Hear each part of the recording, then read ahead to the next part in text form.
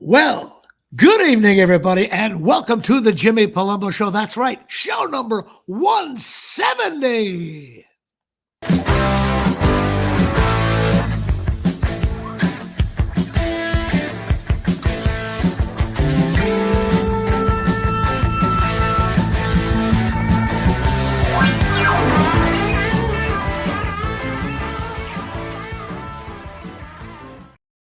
Well, good evening, everybody, and welcome to the Jimmy Palumbo Show, this fine podcast, which is going toe-to-toe with Joe Rogan here from the Omni in downtown Atlanta. Now, of course, this is show number 170, otherwise known as one Leonard Marshall, one Gary Jeter, one Sam Huff, Hall of Famer, and of course, for Steve and Diddy driving off the road, this is show number one, Lance Legree.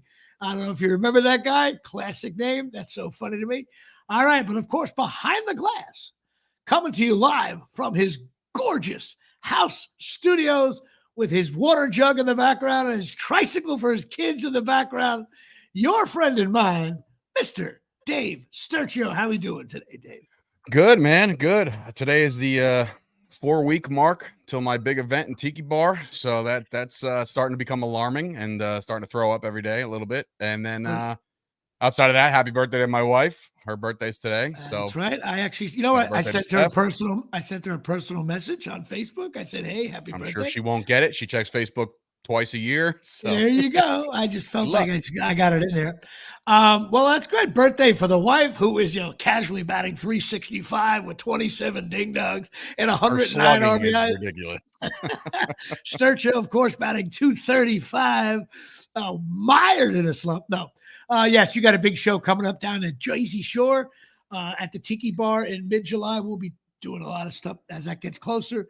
But this is show number 170, of course. I can't believe 170 of these. That's insane to me. Good God. And of course, what we do at the top of the show is our baseball card thing, which is always fun for those of you scoring at home. And this guy represents solid. That's right. 1988, Mr. Chuck Finley. This guy pitched, 17 years. Okay. 1986 to 2002. He was 200 and 173, ERA 3.85, which means he's a $19 million a year guy. He started 467 games here at Shea. He played with the Angels, Cleveland, and St. Louis. Played on bad Angels teams, okay? He also made the playoffs with the Cleveland and St. Louis, believe it or not. He leads the Angels in starts, wins, and innings pitched, so he's one of their legends. Porn stash, that's right. Tyson Hogan on our comments thinks he looks like a porn star with his stash. You have to bring that back up because that is very funny. Well, I'll get to a porn star in a second. He pitched in the postseason at the end of his career. He was once traded for Coco Crisp. That's another name you've heard over the years. But another thing he's kind of known for is he was married to Tawny Katane. Here I Go Again by Whitesnake, the girl on the dancing on the car. Okay. What people don't realize about Miss Tawny, God rest her soul, she passed away at like 59. But Tawny Katane back in the day, okay, 29 points a game, 16 rebounds, 11 assists. Ask any guy who's my age, Tawny Katane, inside good. Okay. She was she was on all these hot videos. Who cares about talent? She just scored every game. But they got married, and then deep speed. There you go, Tyson. She had deep speed, no question. She had big and strong. She hold the ball up, sky jam. So they got married for 3 years, but she actually started kicking the shit out of him. So he had to call the cops for abuse, and he got the kids, custody of the kids, all this different stuff. So it ended like a big nightmare at the very end of his career. But what made me laugh was the next time he pitched, the musical director put on Here I Go Again by Whitesnake over the speakers. and he got shelled in the first inning. And as you know what happened, the musical director was let go 4 hours later, which I think is hysterical. Now, like, you probably laugh at it. But he got let go. But he was definitely a solid pitcher, Chuck Finley. And that is my baseball card of the day. Now, do you have anyone? Yeah, I do. But before I do that, Chuck Finley was one of my first starting lineups that I ever purchased. I was collecting starting lineups way back in the day. Those little figurines that people used to have. Like, I don't know if you remember those, Okay. Jimmy. But I Chuck do. I Finley, it do. was just like him with a wide stance, The like wide just throwing the stance. ball, like just looking off to the side. But my guy is a bum, just like Chuck Finley. No, I'm going football. I'm starting to get into the football mode. The Celtics won the championship last night. NHL's pretty much a wrap as well. So we're in baseball, football mode now. Training camp's about to start. So back to my beloved Dallas Cowboys. But this guy, only the old school, unfortunate, struggling Cowboys fans will know. Ray Horton, free safety for the Dallas I don't know Cowboys. him The at reason why all. nobody knows who the hell this guy is because he played on the 1989 Cowboys team in which they went 1-15 with Troy Aikman as his starting quarterback his first year. So Ray Horton, I don't have much to say about him other than the fact that he was a quote experienced defensive back. That's all they really they couldn't find one goddamn thing to say about this guy. So he is a experienced defensive back with one tackle, and that's it. That's I'm sorry, career total 15 tackles, 2 pick sixes, 2 touchdowns. So there you go. Ray Horton, legend of the Dallas Cowboys. So we have Ray Horton and Chuck Finley. That is a match made in heaven right there. I think so. That's a good card. I love when you have shitty guys like that. All right. Well, listen, Chuck Finley was a solid pitcher, by the way, and he's still an advisor with the Angels. Anytime you win 200 games, you're solid, right? Which brings us to we have a very special show coming on, but I want to talk briefly. I owe someone an apology from last week from my Patreon. Michael Damian Kelly is Michael Kelly, who is Johnny Kelly's brother from Boston. You're probably all excited. Your friggin' Celtics won the championship. I could care less. But he is my 42nd Patreon officially. I briefly, at the end of during the bit, it was all kinds of confusion with paperwork, nightmare. But he is number 42. He is the Mariano Rivera, only fitting that a Red Sox fan would be the Mariano Rivera. And now we need a 43. We need a Spider Lockhart. Stephen Diddy, if he didn't drive off the road on Lance Legree, is off the highway now. Spider Lockhart, or maybe Terry Kennard, Jeff Nelson. But a shout out to my lovely Patreon people. I appreciate it. I love you all. But I got to mention, like guys like Pat Volkemer, got to change the credit card, bro. I talk to you 3 times a week, and you don't change the credit card, and you're a wise ass on Chop Sports Facebook page. And also, my buddy James Kanowitz, he sent some pictures out of him and his family on Father's Day. Your kids are adorable. Good man, Cowboy fan, of course. And I just want to give a shout out to him. But are we ready to go there, Dave? We are ready to go. Our guest is chomping at the bit right now. Well, we have a very special guest, arguably maybe the best comedian I've ever had on this show. Ladies and gentlemen, your friend and mine, stand-up comedian Bobby Collins, getting involved here at Shane. Bobby. Hey guys, how are you? What's going on? Look at that sparkling smile right there. It's great for you kids. That is a bright smile. My goodness. Yeah, and we're here in California, the most white, privileged, entitled Tesla people you ever saw in your life. Well, listen, Bobby, I did the Google. I was Googling you, which was, listen, I hope it was good for you as it was for me. And I realized that you started out as a, love that sip right there. You started out as you were a substitute teacher at one point. Yes. Did you know I was a substitute teacher? Of course, yours was 92 to 95. So up in Buffalo, correct? Yes, I was going to the University of Buffalo, and I graduated, and they asked me if to take a job. I said, sure. They took a part-time job substitute, and then they came to me after a month, and they said, well, that girl's pregnant. She's not coming back. Well, you'll be the regular teacher. And back then, we made $35 an hour. I said, absolutely. That's great. So I made $75 for the day, something like that. See, I know this is crazy, but I was also a substitute teacher. I don't know if that even matters. Really? Where? This is Swear to God. Where, Woodbridge? Yeah, well, no, it was actually in the Franklin Greenbrook area up there where I live now. Look at that. Yeah, So and then this I got is hired full time, just like Bobby. I got See? hired full time because I was that damn good at it. You to know be what? A paraprofessional. I should have started the show by going, "Good evening, everybody. Welcome to Substitute Teacher Show, the best podcast. If you're not a substitute teacher, we don't want you." Anyway, all right. So I thought that was interesting and cool. Also, now you work for Calvin Klein. Yes. So you were in the fashion. You went from substitute teaching to the fashion industry. While at night, I'm sure you were doing comedy. How was that Calvin Klein? I was selling jewelry from place to place in the garment center. They bought a lot of it. So I went down to the garment center and all the people really liked you, your personality, your fun, and they bought a lot of goods. And then one day the president of Calvin Klein called me in his office and he said, "Hey, we'd like to know if you'd like to have a job here." And I said, and the garment center, I was like, "Oh, no, I'm good." And I go, "How much you talking?" And he told me at that point, it was like, God, 45, 50,000. I said, "Okay, what do you want me to do?" And he said, "You'll be a salesperson." And I did that for 6 months. And then they called me in.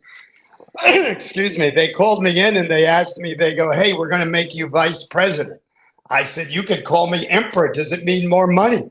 And they said, yes. I became the vice president of Calvin Klein. Look at that. So now you stupidly we're up getting jokes at night, I'm sure. So I got a couple of questions to ask you. I always ask when I have comedians on. I always like to know 2 questions about your first gig, but they're 2 separate ones. The first non-paid "what am I doing" gig up here. And I want to know about your first gig where you were like, "Hey, they're paying me a real lot of money for the first." I'm not talking about the $100 show. I like to know the 2 sides of it. Rookie year, first at bat, and then like World Series champs, like, holy shit, I can't believe they're paying me 45 minutes for dick jokes and I love to know those 2 stories. Well, I never did dick jokes. I wasn't into that. Of course. I was always into stories. Of course. I didn't mean to say that. You're an R-rated comedian. You're not at all. No. And when I first got hired for different jobs, they were just all around clubs. So if you made $15 at Catch a Rising Star, you'd run down to Good Times, you'd make another 20. And if you ran over to the Improv, you made 15. And that became, and then if you got a job outside in New Jersey at an actual club, you made $45. So that was the hustle. And and Club Benet in Sayreville. Did you ever do Club Benet? No, I never did. All right, I kept it tight. Only you. But, and then after that, I remember walking out of Catch a Rising Star once, and a guy handed me his card, an older man, and he said, "Hey, give this to have your agent call me." I said, "You mean my parents?" I didn't know this. And I called up a guy, Steve Levine, who was with ICM at the time, who was courting me. And I called him up. I said, "This guy gave me his card." He goes, "Bobby, do you know who that guy is?" I go, "No, it's an old guy, nice guy." He goes, "Bobby, he's the manager of Cher and Frank Sinatra." Wow. I said, "You're kidding." Well, about 3 weeks later, I was opening up for Cher. Wow. And then I did eventually Frank Sinatra. Now, I got to ask you, I actually had a note here about Sinatra. Now, give me a tidbit as calls coming in. They're calling you up, Steve. Your agents, Sharon Klein is calling you right now. By the way, me and Bobby share a stand-up manager. The over and under on her getting me gigs is 0. I don't know who's betting on it. I'm with you. Sharon, we just threw her under the bus. No, we love you, Sharon. Don't worry about it. Sharon's a sweetie. But I wanted to ask you, what was it? Now, you met Sinatra, correct? Yeah. How was he backstage before a show? Obviously, he was older at the time. Well, after Cher, I had 3 weeks off, and they came back to me and they said, "Hey, we want you to open for Sinatra." I go, "Okay." And his guy, Jilly, a big guy, Jilly. Yeah. He came over to me. He said, "Okay, we're going to fly out tonight, and we're going to go to St. Louis." And I said, "Well, you know what? Since I opened for him tonight, I'll fly over there tomorrow myself." He goes, "Maybe you didn't hear me.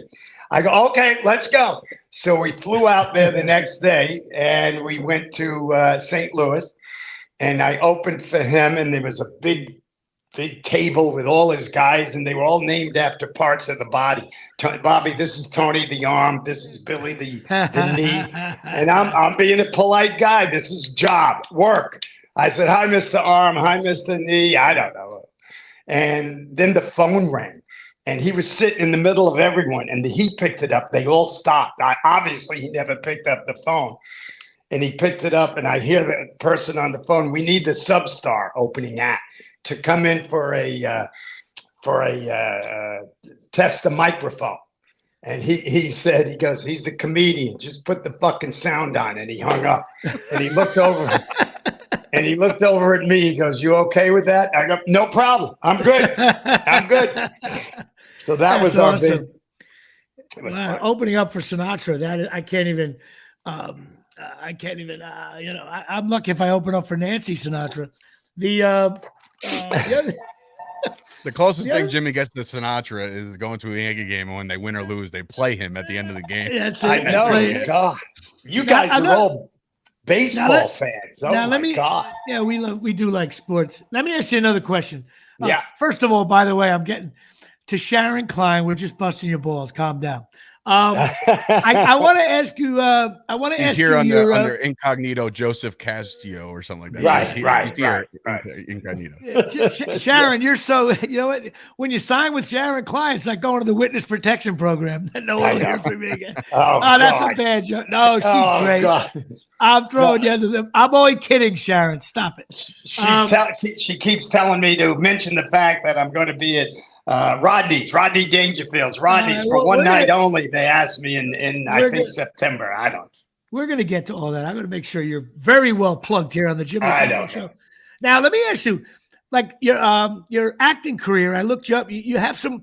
Did you actively pursue the acting, or are you just so caught up in stand up? I was doing. Remember VH1 Stand Up Spotlight? Right.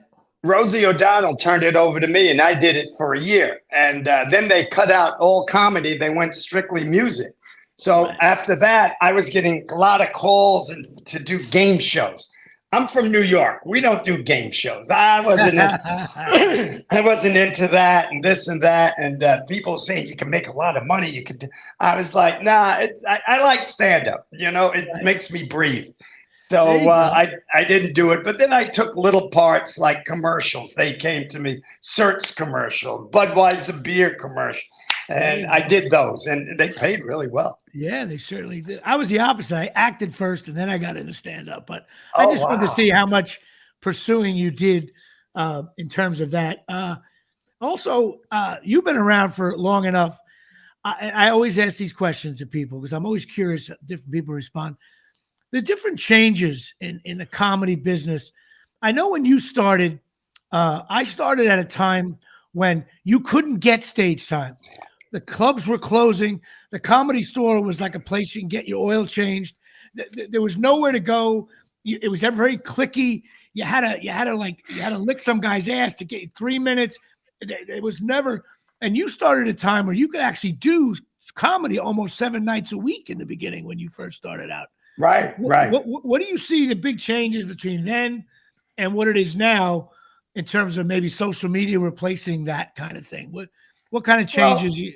We were always brought up that the cream rises to the top and shit floats for a while, then it sinks. So you always keep your head high and do the best comedy that you can. And the way I look at comedy is, one, you make people laugh, but two, you also educate. You let people know how you feel about your things in life and politics and this and that, and do it in such a way that you show both sides and allow them to choose which side that they're on, or it makes them see another side that maybe they're not looking at. Remember, we're sharing the planet with a lot of different types of people now. We got to start thinning out the herd. The gene pool could use some chlorine. That's very true. I like that. Now, of course, are you big on social media? Are you like me? You stumble on it? Do you check your social media? You have somebody doing it? How do you I'm AOL. I don't know how to do anything. To me, social media is such a manipulation. It's pathetic. I see people on phones, on planes. I see them all over at phones. They meet people. I'm going, are you people out of your minds? I go like this. You're being totally manipulated. Television's become the dumbing of America. It's, they say when you're dead, you don't know you're dead. Other people feel the pain. Same thing when you're stupid. The country's getting real stupid. Let me ask you, what comedians did you start out with that you were like both rookies and you're established that you really enjoyed working with? And who was your favorite, some of your favorite comedians you like to work with? Well, when I first started, we went to Catch a Rising Star, and the guy there who owned it, he saw me at a small club called Good Times in Manhattan. He knew the owner. He was there one night, and he called me over and he said, "Hey, how would you like to work at Catch a Rising Star?" And I said, "That's the place to be." And he said, "Here." And he gave me his phone number, and I called up, and within 2 days I was on the list to go up. And it was really fun. It was really fun. What kind of guys like? I know you're friends. I think with like Jay. You've been on. I think you were on every talk show known to man. Yeah. But was anybody else that like you are friends with now that you both started out around the same time? Oh, I knew all the guys. I didn't hang out with them. Jerry Seinfeld, all the guys that hung out, and they'd all go, "Let's go out and get a bite." I never did. I'd run down to another club because I had to work material. This didn't sound so good. I got to work it this way. So, but Jay Leno was a friend. Who else? Oh God, I knew them all. You knew everybody, and it was fun knowing everybody. Some were nice, some weren't that nice, and that's okay. You keep going. What were your comic influence as a kid or a youngster? What influenced you in the funny world? Someone in your family or someone on TV, Jackie Gleason, someone like that? When I was little, we were poor and we grew up in Queens. And when I turn around and see my parents watching the Ed Sullivan Show, or there was guys that made them laugh. Oh God, who was it? I forget their names. They were just good, and I was like, I can do this. I can do this stuff. And I remember going to a club with a girl, Catch a Rising Star, just to see. And I saw Freddie Prinze, and he was working his material out. And I saw David Brenner, and I sat there and I was like, oh, I can do this. This is what I should do. And I remember saying, the girl said, "Come on, we should leave now." I gave her taxi money. I go, "You go. I'm going to hang out." And I hung out and watched the show. And then I went over to the bartender and I said, "How do I sign up to do 5 minutes?" And they do it on Mondays. You got to sign up. You got to get here early. You got all that. And I did. Right. And it worked out. Right. I'm going to have that girl you took to the show. She's coming on the show next week. She has a slightly different perspective on that night. But I know. Listen to you. So I mean, you're obviously you're from New York, Queens. By the way, my family's from Queens as well. Whereabouts? I grew up, Astoria and Corona. Glen Oaks. Okay, there you go. Not too far. Let me ask you something. Now, you lived in New York for a while, and then when did you start hanging out in LA? When did you move to LA? I moved. I still have an apartment in Manhattan, and I love it. I love New York. And I started to get offers for different shows and things to come out to LA. And I said, I don't know about LA. My wife, we got married, and she said, "Let's go out there and see how it is." And we came out here. We rented a house, and I was doing I had sitcoms, things that none of them went, but they were with big, well-known people. And I didn't know the game. Some of it, they don't like it. They don't want it. I didn't care. They paid me a lot of money to come out and do it. Right. So I liked the fact that we lived in Santa Monica. It was near a beach. In New York, you had to travel to get to Jones Beach. Right, right. I liked it here. Wasn't that big on the people, but because here, I'll walk my dog and I'll say, three ladies that were walking their door. I go, "Good morning, ladies," and they put their heads down and keep walking. And I continue. I go, "Oh, I had that colonoscopy." They put their whole hand up my ass. And then my wife hits me. "What are you doing?" How is I enjoyed Santa Monica when I lived out in LA for 10 years. How is Santa Monica now? I'm told it's a little bit rough around the edges now. Is that true, or is that like social media BS? That's social media again, bullshit. It's beautiful here. It's nice. If I get a chance, we get in the car, we drive down by the ocean. I'm exactly 4 minutes away, and I just love the ocean. I just love being around here. But we have a home in Florida, and we also have a home in New York. So look at you, homes all over the so place. Budweiser really did. Yes. Well, listen, you've been. I know you're a hardworking comedian. I see you all the time. With your little on your whoever does your social media, you're always doing this, that, and the other thing. Now you've written 2 books. Yes. One is called On the Inside. One is called On the Outside. Right. Tell me, I'm always blown away. I have some comedian friends, friends with Artie Lang and guys like that, and they good guys. They say they write a book, but then you find out some guy goes to his house every day and sits there and with the recorder and just makes him talk.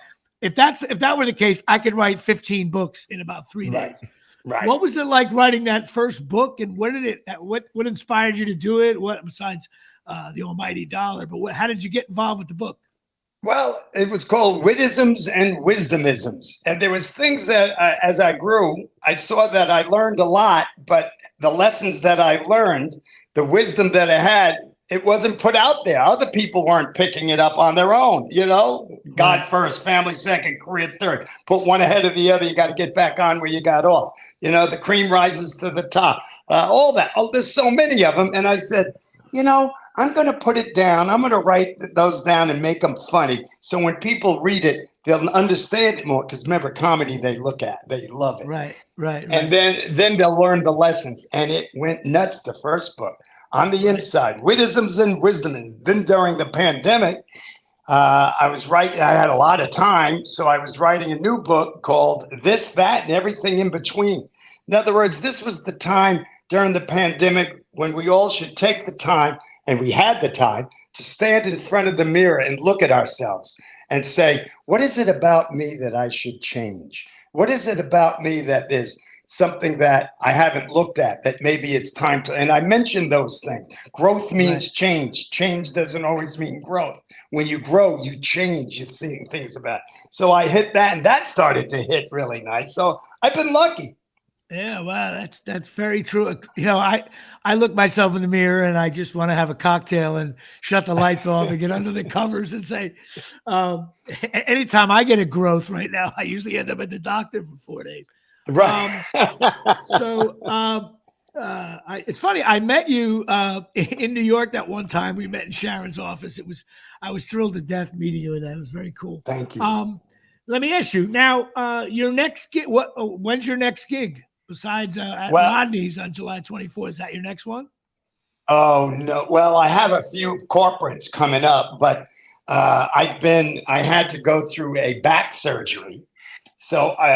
So before we went 2 weeks ago, my wife and I went to Rome for a vacation and had a time of our lives. And then we came back and I had the surgery. So I'm laying low for another month.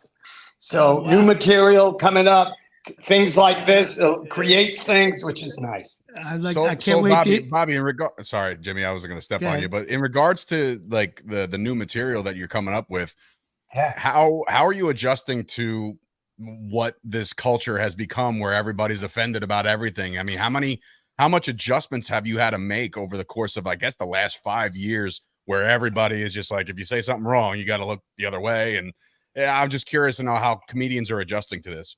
Oh, I don't care. I just do what I do that makes people laugh and hopefully educate. It's not my job. Woke, what is it? Cancel all that. Forget about that. Hopefully my audience, and thank God over the years, have been intelligent and fun, and they look both ways to see things, and I appreciate that. That's great. You can do that. I used to do a joke about the New York Times that had nothing to do with the content, of the New York Times. It had to do with the weight of the New York Times on Sunday. And then I started to do it. And as soon as I said New York Times, the audience would groan. And then they weren't listening to the joke. So I just said, you know what? I'm going to toss it. It's a good little joke I had for years. I had to toss it because the joke they thought I was about to make a political thing. Right. Obviously, you've been in the league a hell of a lot longer than I have. You can withstand that. But I find sometimes I used to have some funny, LGBTQ jokes that I still think are funny.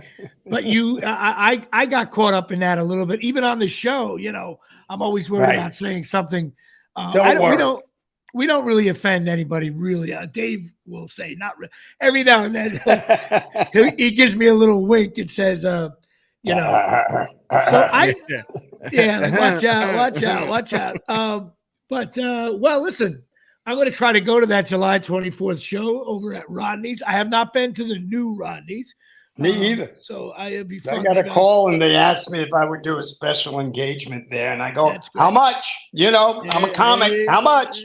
How much? And as far as woke and this and that, I do things like I go and politics. I'll start politics. Break it down. What's a politics? What's a poly? An expensive trained bird that reads everything you said. What's a tick? It's a blood-sucking insect. I go, people. These people work for us.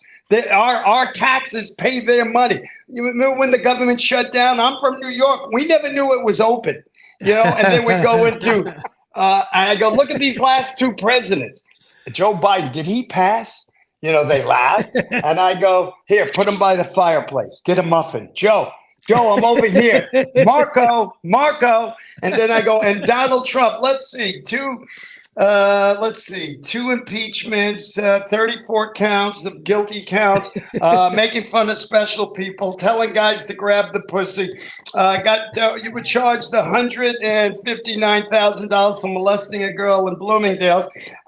You're making fun of special needs people. I go, hey, you're hired. You're the president. And if people don't see what you're talking about, you know what I mean? I go, they work for us. Put them to work. I did. Wife got really mad. I went out here in Santa Monica on my front lawn. I bought 2 Syrian flags. I bought an ISIS flag, the black ISIS flag, 2 Proud Boy flags, and a Confederate flag. Put them all around the yard, sitting right now in front of my house. Local police, sheriff, Homeland Security, FBI, CIA, Secret Service, saving $59 a month on home protection. And see, whatever side they're on, they applaud because they see how ridiculous what they're holding on to. I love it. All right. Well, listen, man, I can't thank you enough for coming on the show. Thank you. You got gigs coming up, of course. And tell Sharon I said hello. I'm sure I'll see her at Rodney's. But I can't thank you enough. You're a great, listen, I've been busting your balls and you're really a great comedian, man. Thank you. I've seen you a bunch of times. I've seen a lot of your specials and you're old school, but you're just funny. And sometimes I watch these stand-up specials and they're funny for about 3 minutes and then the special goes nowhere. And I appreciate you coming on the show. You're a very funny man. And I wish you the best in your youth going forward. And who knows, maybe someday we'll work together. So I appreciate you coming on, man. I appreciate you having me. And thank you, guys. It's been wonderful. Thank you. You got it. All right, we'll have you on Thanks, again. buddy. All right, everybody. Bobby Collins, ladies and gentlemen, getting involved here on the Jimmy Palumbo Show. Really good comedian. A lot of laughs there.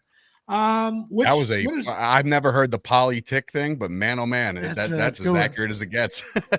Very, very true there. Of course, this whole thing is brought to you by ChasingMiracles.com, which, of course, are these stem cell patches. Go to ChasingMiracles.com. Talk to Tommy and Donna. These are stem cell patches, immediate effect on your body, better energy, all kinds of stuff, better sleep, non-invasive. You could pee in the cup. And also, this week, Mr. Dave Sturcho received the full regalia. I feel like it's a pampering package. I got it all, man. Have you tried the patches yet? Miracles. Huh? Have you tried the patches yet? I have, and like truth be told, I'm not trying to sell them. They don't pay me to advertise, so I'm letting you know that the first day I put the patch, I have like problems with my feet for whatever. First of all, I'm flat-footed. That sucks in itself. But over the years, it's caused a lot of strain on my calves and my Achilles and everything like that. So I put a patch right above my ankle and the inside of the ankle, and I look around. I'm looking around. It's a couple hours go by. I'm like, all right. I'm walking like a little better. Like, this is so stupid. Like, wait a minute, hold on. Like, it's in my head, right? You know, like, and sure enough, like 2 days worth, you do the whole 8 on, 8 off, and all this stuff, like, or 12 on, 12 off, whatever it was. But I got a full set of instructions, like when to take it, where to put it. If you don't have any problem areas, put it on your neck, blah, blah, blah, all this stuff. And I got to admit, the packets, the little hydration packets, perfect. They really. I didn't buy any more Gatorade for the week. That was good for me. They also have these hydration packets that you put in a water bottle, shake it around. Mm-hmm. I got a whole bunch of stuff over there. Great. Listen, my mother just had another little surgery. I shouldn't say like a procedure, and she's been wearing them, and they're helping her out. She's got fortunately, she might have a hip surgery coming up in October, so she's going to be all patched out. So check it out. It's chasingmiracles.com. There's also a phone number on that website. Talk to Tommy and Donna. They know all about this shit. And it's, you know what? These things provide shit your body needs, which I think should be there. Whatever it is, it worked. So go check it out. Now, let's talk about a couple things. Now, first of all, those of you scoring at home, Jimmy Palumbo movie opening up Friday called Fresh Kills. Now, I went on Thursday night, sneak preview, screening Thursday night up in Nyack. Now, this is my second time I've gone early to a movie. First one was Taken 3, which was obviously a big movie, big budget movie. And we went on a Thursday night. It was a 10 p.m. Thursday night screening. And there was about 10 people in the audience. And I actually engaged with the audience that I'm in the movie. Can I tell you real quick before you get into it? Just because you sent me the picture, and that was obviously pre 10 people. It was literally you're like Fresh Kills, and there was nobody there. And I showed my wife, and I was like, yeah, Jimmy's at his premiere, and she goes, I feel so sad for him right now. And I was like, no, you don't understand. It's 10 o'clock. He's by himself. It's okay. No, it's a screening. They don't really advertise it as much. Right. But first of all, okay, then that aside, I have a lot to talk about this. First of all, nobody goes to the movies anymore. I don't know why, because the new seats that they have, I went out, I got the Goobers, the Raisinets, the Nest Bunch of Crunch. I got the popcorn. They serve beer now. You order a beer. Instead of getting a Coke, you get a beer. I had a delicious Modelo's here at Shea. I sat down. There was no one in it. I had myself spread out, my phone on the way. I kicked it. The legs kick up. I was like, this is the greatest thing. I would want to go to the time in a reclining theater. No, but I haven't been in. So I've been to the movies in 5 or 6 years. So I go in there and I'm like, this is beautiful. I'm the only one in. Some guy did come in, sat in the upper deck. Of course, you get creeped out when one of the guys in the room. Thank God we weren't at like a porn show or anything. But so I'm sitting there and I'm like, oh my God, I'm in a movie. I was watching the trailers. I'm like, there's totally like trailers like online on Facebook. They fucking suck. You're in a movie theater and that voice comes on and the music. I'm like, There was like 8 movies. I'm like, I'm going to go see that. I'm going to go see that. I was like, this is great. I'm going to try to go once a week now until I see all the movies. But the movie, Fresh Kills. Now, I got to be honest. Let's discuss my part here. Now, the reason why I didn't go overboard promoting this in the beginning was because I wanted to see it first. I shot some scenes with Dominic and Jennifer Esposito and what's her name? Annabelle Scora. I knew that we improv'd a lot. We were ball breaking, but I didn't know any of that was going to make the cut. I have maybe 5 or 6 lines in this thing, but a lot of them are throwaway lines. I'm walking past the camera. Some are on like a TV screen. I'm playing a lawyer, walking up the steps to the courthouse, and I'm talking a little bit, but they're on a TV screen. So the focus is really on the other actor. Am I in the movie? Yes, you see me, but I wouldn't call it, I came in, pitched the 7th inning, got one. I'm like Paul Ossenmacher. I strike out That's lefties, great. What's great is going to be Jimmy Palumbo Show episode 464. Jimmy's credits. I'm going to be like, remember that time you were in Fresh Kills? Well, I do have some stories about Fresh Kills, but we'll let the movies settle for a little bit. I got to tell you though, some of these mob movies that have come out, hey, Vinny, what are you doing? Go over here. Hey, Bo, it's all shit. And I can't stand a lot of that. And this movie is definitely about the mob, but it's really about the family behind the mob and a little bit like how that world, and it could be, I made a little connotation, maybe I'm way wrong here, that whether you're an athlete in the mob, an entertainer or whatever, if you're like a busy guy and you're making a lot of money, but you're not around, or you're doing stuff that's not good for your family, it really affects them. So that's why I say it's about family and how Dominic Lombardozzi, who's great, is in it. Yeah, I mean, so from the trailer itself looks Now incredible. That being said, there's Dominic and Jennifer Esposito are great. Okay, they did their thing, but to me, the two girls, Odessa Azion and Emily Bader, I'm not fucking around. These two girls really are the leads of the movie. And we'll get to that comment in a second, Tyson. I had to do it live, so it's like whatever. Okay. They are really intense. They're so good. They're tough. They're sexy. They're beautiful. You really see into their eyes. It's just really good shit, man. I would be shocked if these two girls don't. Well, they already have shit going on, but I'm like, I'm telling, like, I think they're going to be stars, not just good actresses. I really think they have that thing. I actually went on Instagram and got on and private messaged them and said, "Hey, girls, you guys were." I don't know if you remember me, the guy who pitched a one batter in the eighth. You guys were fantastic, and they got back to me and said, "Thank you so much, Jimmy. Of course, we remember you." I wish I could get one of them on the podcast. Maybe I'll try to get them on next week. But the movie is definitely intense. It's good. It'll make it. It's just a great movie. And I had a wonderful time with my beer, my Raisinets, my goobers here, my popcorn. I felt like a pig getting out of there. Of course, I left the theater. The best part is that you're ordering this stuff, and like the 16-year-old girl or guy that's at the stand is like, "Do we still sell those?" I know they had a look Raisinets. Are we kidding right now? I got the whole, and the bunch of crunches always hit threes. But I tell you, what's weird though? I went to one of those big malls in Nyack. I forgot where I parked. 25 minutes to find my car. I went out to one exit. No, I was like, oh my God. I became like, well, what happened to me? Like, I had to ask a security guard. He's like, well, where did you come in? I'm like, I don't know. There was a big sign said AMC. And when's the last time, a classic example of me being a jerk? Thank God the weather was nice. When's the last time you actually tried to walk around a mall? Not inside, when you get to look at the stores. I had to walk around the outside. I was like climbing fences, going through bushes. I'm like, where's my car?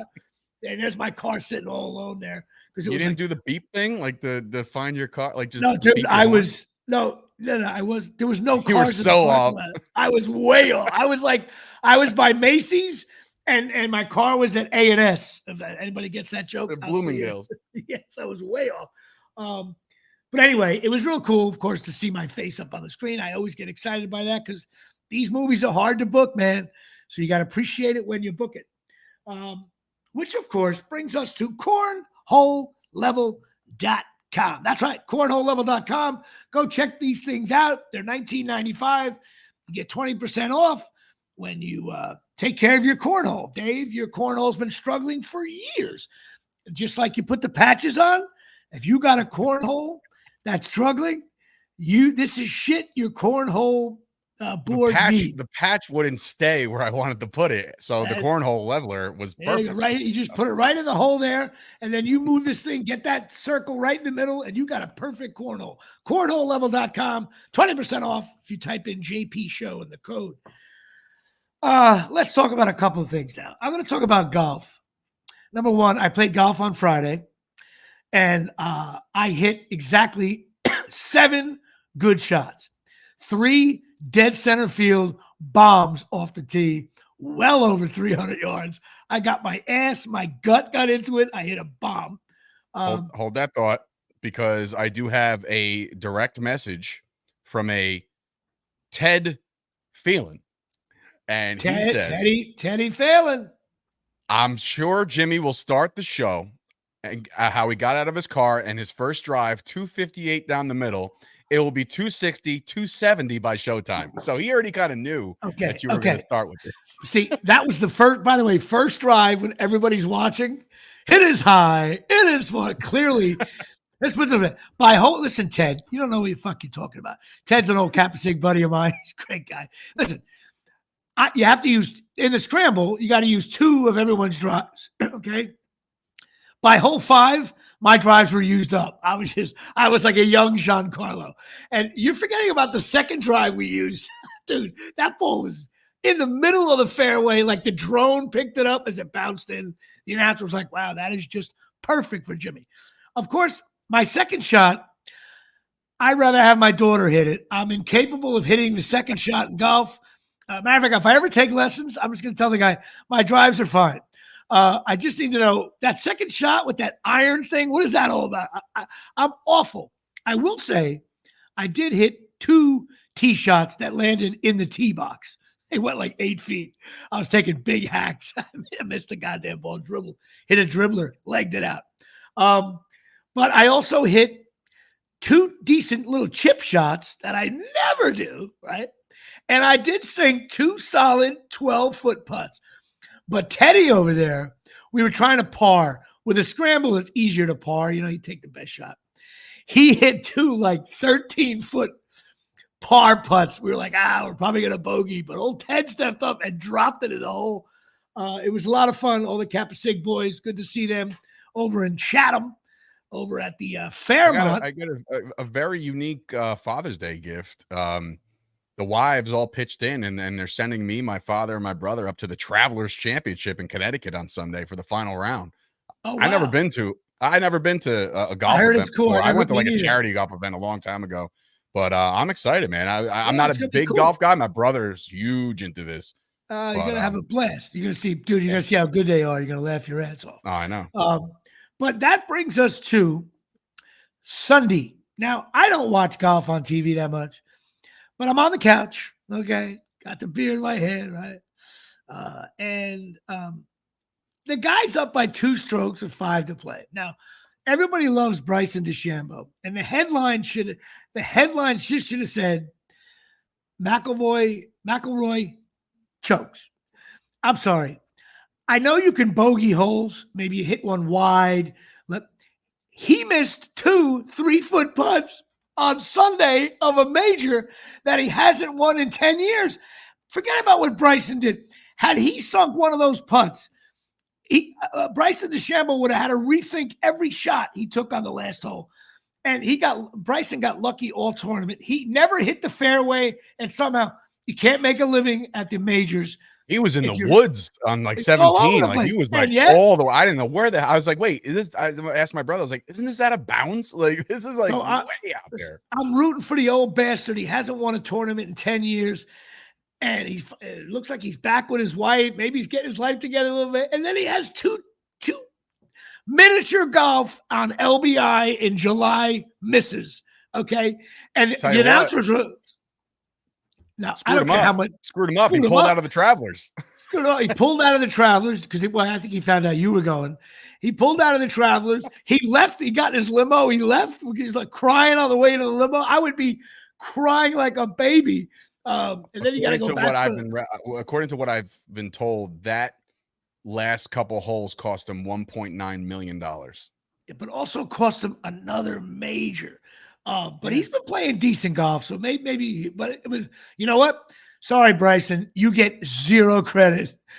The guy had it. You can't miss. You're missing putts. Are you nuts? Plus Bryson's playing with the live golf thing, like all the dirty Saudi money and shit. Nobody wants to watch these guys. My brother says they turn it into like this video game on like WPIX. Like nobody watches Channel 11 anymore, but that's what time to live or the channel to live golf is on, and all of a sudden it's like they're hitting balls and things are looking like Wonka's factory and shit. Like they're just trying to add so many elements to a pure game.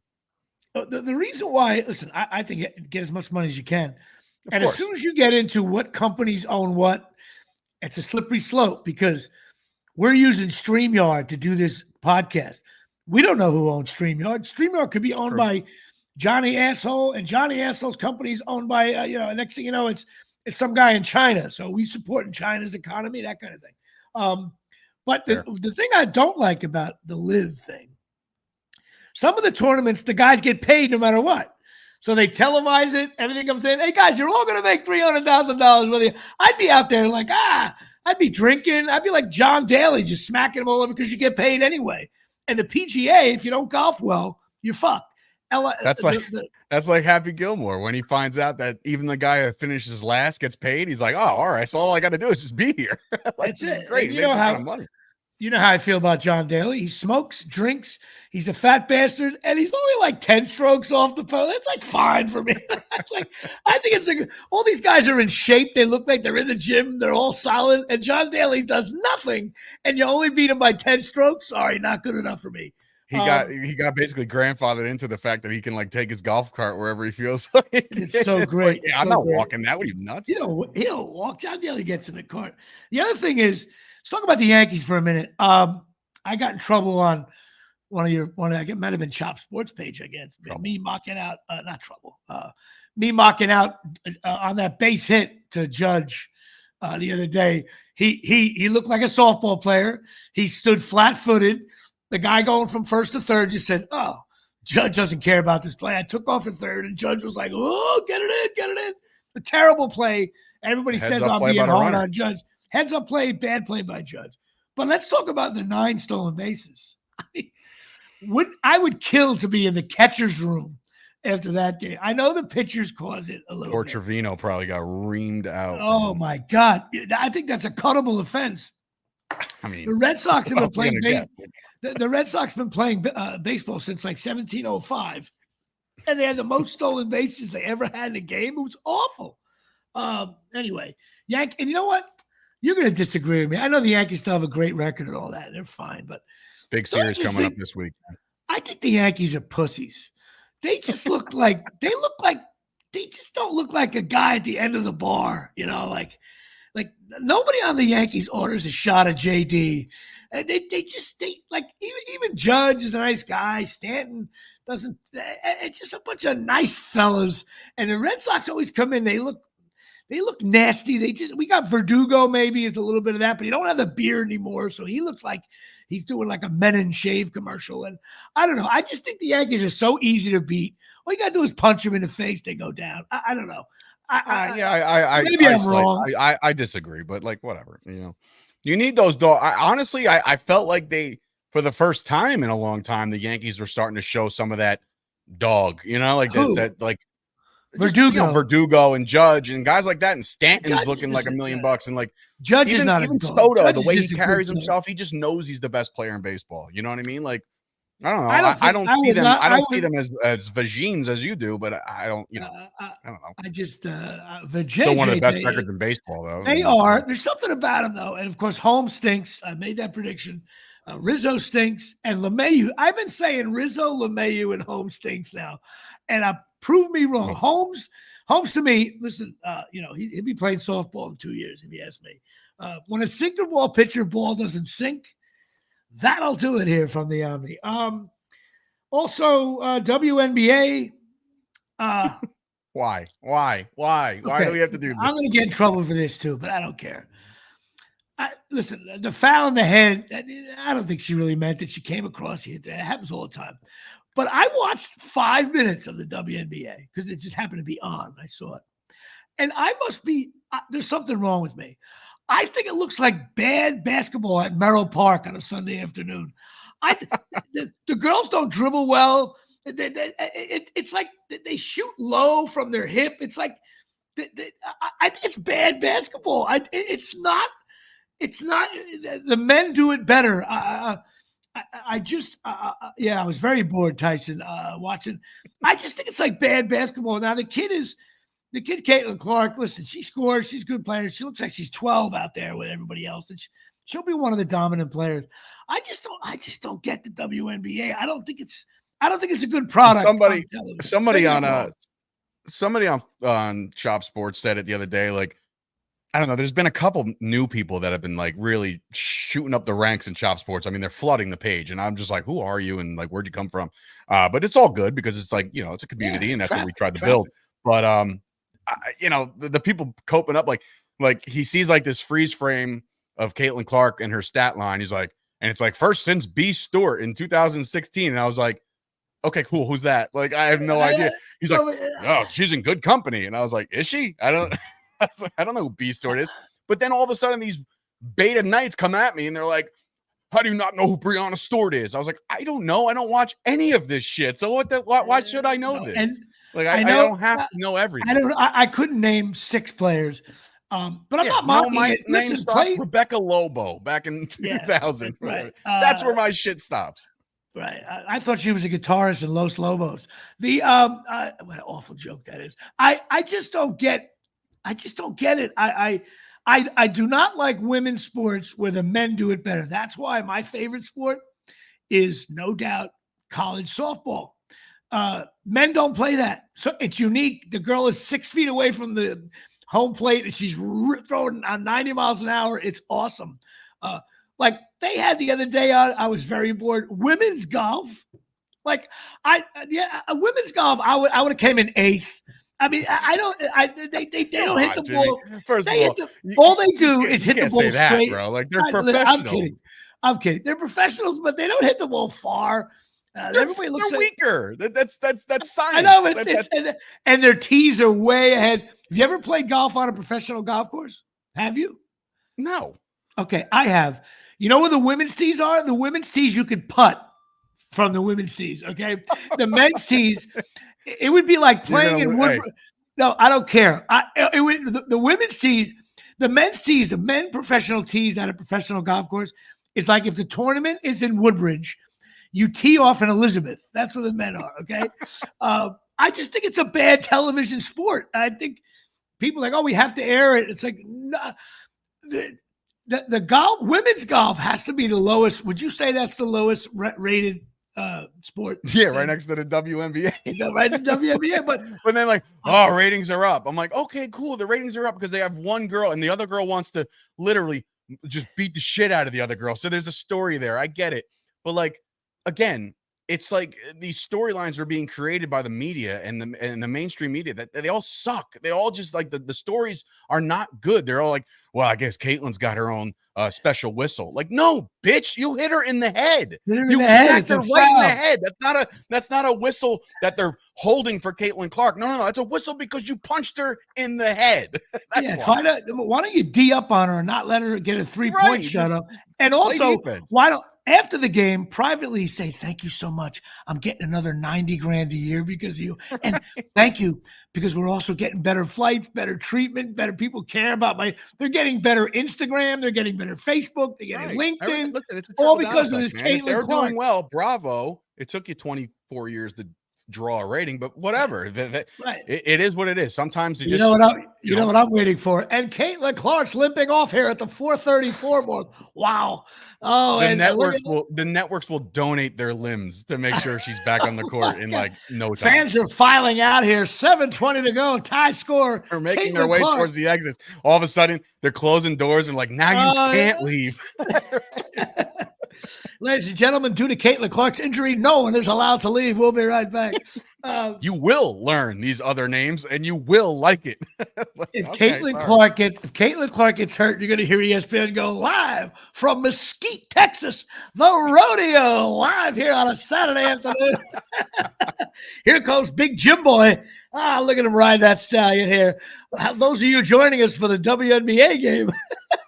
You can find that on the Ocho, which is find that somewhere. Oh my God. No, listen, I wish everybody well. I love it. I'm glad they're making a living.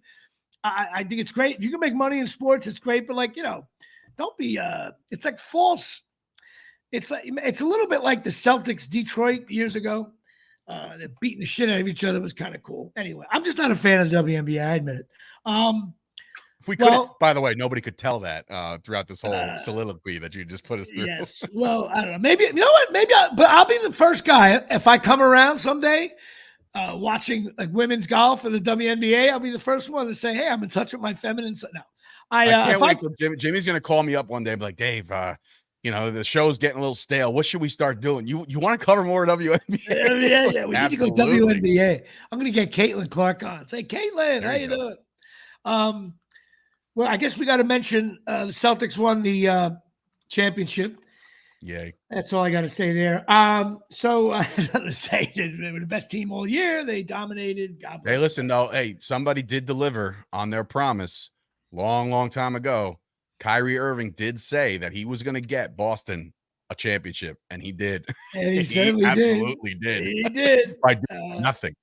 Nothing. Yeah, I can't stand him either. On other news, been playing pickleball. I got a new paddle. Fans are lined up to see me play. I got $140 paddle discount. You are a psychopath. Okay. You spent $140 on a paddle? I got $50. Dude, that's cheap. They go for $250, a lot of them. I got like $50 off. I paid like only $80. I'm playing much better. Played well yesterday. But really, even bigger than Bobby Collins and bigger than this show, the biggest really sports story moving forward. You all know what it is, Dave. I mean, it's been blowing up my ESPN feed. That nobody can nobody wants to shut up about Jimmy's average this season. The bottom line is I'm 8 for 13 on the year. I went from batting 14th to 12th to 11th, now to 9th. I heard a guy whisper, "Who the hell is this guy? He's on base all the time." Starting to play a little 615, so he's not at his 706 yet. I got to go 6 for 7 on the doubleheader on Wednesday in order to be 700. I don't think that's possible, but you never know. I'm playing in a competitive league, a lot of young guys. I'm one of the older guys, but solid. Just playing a little first base, a little second base. Still got to catch because I'm the new guy, rookie. 9th round draft pick out of Mahwah, New Jersey, holding up his own. Listen. They're already ready to do 30 on 30s. It's like he's back. I was just gonna say they usually do those who is the greatest unsigned, undrafted free agent of all time, right? They're like, who is the greatest 9th round draft pick to ever enter the Mahwah softball league? Well, and there's the picture of Jimmy with his baseball card. Jimmy's got his stats on the back and shit. One of the guys' kids warms up the pitcher. He's about 12 years old. And he was busting my chops that he maybe had a better arm when you throw it down the second. And I started kidding around with him. I was like, "Do you realize all these players here, including your father, I have by far the most hits of anyone on this field?" I was like, the umpires listen to me. I look at the ump. I go, "Blue, do you realize that every time I get a hit, I break the record? It's not even close." He's just adding to his legacy is what he's doing. I feel like a young Pete Rose still playing here, Jay. But it's nice to be back playing competitive baseball. And, of course, don't forget, Absolute Eyewear. Speaking of Janine Michaud, she used to come to all the games when I played with the brother. I hung out with them at a barbecue. And me and Craig sat back and we were telling softball stories, making his kids laugh. Because my friend Craig, who owns Absolute Eyewear with his sister, Jay Bird, is the all-time strikeout leader for Corona. Swinging, fouling off, ball landing on the plate. We had a lot of laughs. Craig also hit bombs too. But go to 42 Main Street, Absolute Eyewear, Woodbridge, New Jersey, 42 Main Street, 732-326-3937. They're opticians. They're the best. When you leave there, you don't feel like a jerk off. They got all kinds of they got Ray-Ban, Coach, Ralph Lauren. Next week, I'm going to do full Bob Shepard, Jimmy Choo. They also, Charles Oakley hangs out there with his kids or his glasses are there. Somebody's going to hear that. One day somebody's going to hear that and they're going to literally walk into the place like, I'm here for Charles. Like, what? I heard it on a stupid podcast. I didn't lie. I said Charles Oakley's always there with the kids, but really Charles Oakley glasses, which I believe 98% of the country thinks Charles Oakley owns that glass company. And that's why you can't even wear them when you go to the Garden. Do you know that? You can't wear Oakley shades when you go to the Garden. Oh, I'm reading this Tyson Hogan comment in that 30 for 30 voice. Like, what if I told you a 9th round draft pick ended up hitting 706, leading his team to a championship? Next. Whose is Johnny? Johnny It's Trina. hit. That's it. Tyson getting involved. I appreciate that. By the way, I can easily go into a slump. Easily in that race. He's talking about this now. Next week, he's like, I finished the season batting 262. Totally, Like, totally could happen. But head on down to Absolute Eyewear. They're the best. They got $100 off a complete pair if you mention JP Show or Dave Sturcio or wrestling, or you know what? If you mention Giancarlo Stanton, you get 110% off. No, I'm only kidding. You get $110 off if you say Rizzo sucks. 110%. Janine's going to be paying them to wear it. Not 100. I mean $110 off a complete pair. Because everybody knows I think Rizzo stinks. Also, don't forget Pine Tar Bar and Grill, 121 South Main Street, Forked River, New Jersey, 609-489-4286. Killer, absolute killer sports bar. Thinking about you, Tommy, down there, going through some crazy times, I know, but the bar is just great. Go check it out. PineTarBarGrill.com. Also, Lisa Ruane, if you're struggling, she's a therapist, 201-725-1251. Please go give her a call if things aren't working out. You're trying to figure it all out. And I think that's about all I got to say here. So a big shout out to Bobby Collins for coming on the show. And thanks, Dave, for helping out with him getting him online. Technical difficulties here at Shea. And I still what I want you to do is go back and ride that tricycle way in the back there. Hold on. There it is. Everybody can see that way in the back. That's the big wheel. That's the big mile. wheel. That's the mile special right there. Mile special. I'm sure I want to know how many chips that you have all over the molding, all over the house from that thing clanging into it. It's getting bad. It's getting bad. Yeah. All right, that's it. Now I will see you next week. Anything else to report? Dave's got a big show July 12th? 16th. Try again. July 16th down at Tuesday the Tiki night. Bar. Tuesday night. I will be making a guest appearance there to bust your balls. I'll be coming up from Atlantic City. Do you want me to give you like 7 to 10 to open up the show? You want to do a set in the middle? No, I do not. Not at the Tiki Bar. I refuse. Those guys will be brutal. People are there to see Bruno Sammartini against Chief Jay Strongbow, and and Jimmy pulling out a Chief Jay Strongbow for threes. Got it. We're tied at anyone. No, I know. I learned that lesson. Next thing you know, I'll be at another 60th birthday party doing dick jokes. But it's a big event. It's going to be fun. Head on down there. What's the weather date on that? The next day, or is it? No, it's actually two Tuesdays from there. So July 31st. Okay, that was a good idea. Making it 2 weeks. Hopefully, we won't have to deal with any of that shit. Sure. Obviously, I'm a psychopath. I've been monitoring the weather since like March. And you can't do it because I started seeing it like all of a sudden, like for the first time, you can look at the weather. They can give you some kind of like a little bit of a maybe there's a chance to do this. But for the first time, I did see like the little lightning squiggly line. And on the day, I was like, oh God. What time? But again, for anybody that can predict the weather 4 weeks from today, you deserve a raise. So it starts at 7? Yeah, doors are open at 5, and then the action begins at 7 o'clock. Listen, if it rains, it rains. Nothing you can do. But what you might get, like for all softball players out there, sometimes between 4 and 6, the skies open up. There's like a boomer for 20 minutes, and then you're back at Shea. So we'll see. I haven't been at Tiki Bar in a while, so I look forward to checking that out. All right, that's it. Thank you. Good night, everybody. We'll see you next week for show number 171 down in Manasquan. And we'll see you next week with a very special guest.